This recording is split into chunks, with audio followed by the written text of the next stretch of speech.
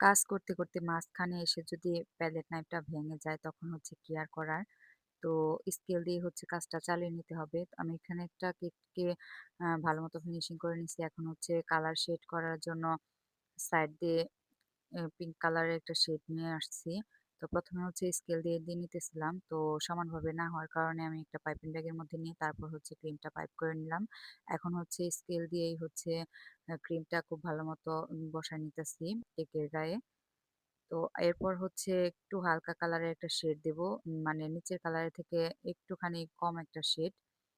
তো এটা হচ্ছে পিঙ্ক কালারের মধ্যে করা। এই কেকের নাম হচ্ছে চিন্তামণি, মানে হচ্ছে এই কেকটার নাম দিছে আমার মেয়ে চিন্তামণি কেক।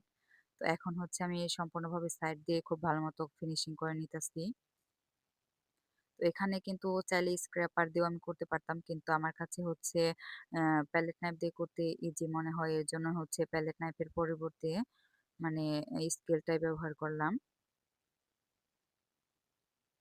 তো সাইড দিয়ে স্মুথ ভাবে ফিনিশিংটা করে নেয়ার চেষ্টা করতেছি। এই তো ফিনিশিংটা করে নেওয়া হয়ে গেছে। এখন হচ্ছে আমি উপরে ডেকোরেশনটা করব। তো এখানে হচ্ছে আর্টিফিশিয়াল ফ্লাওয়ার বসায় নিছি।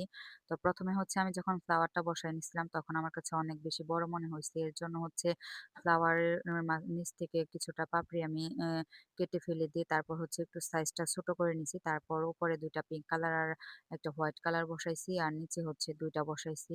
আর এই তো চিন্তামণি ডলটাও হচ্ছে বসায় নিছি। আর পেছনে হচ্ছে অফ ক্যামেরায় আমি হোয়াইট কালারের একটা ফেদার নিছি।